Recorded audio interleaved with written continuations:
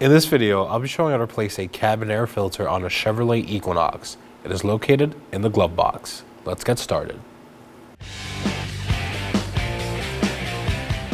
We're going to make our way to the passenger compartment and locate our glove box on the passenger side. I'm going to go ahead and open it.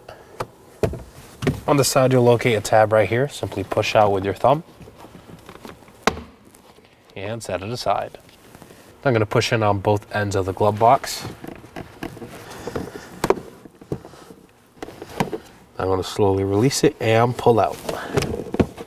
I'm going to set this aside. Now that my glove box is out of the way, I can locate my cabin air filter compartment. Right here, filter access door, and my blower motor. I'm going to put on these two edges on the door. Pry and pull out. And here's our filter. I'm going to pull it out from the little divot.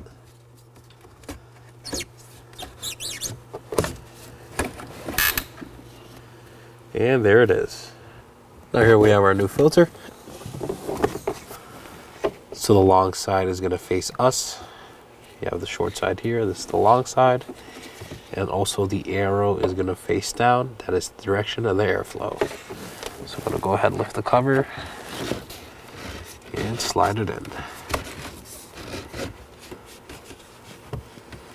Make sure it's flush. Now I can secure my door.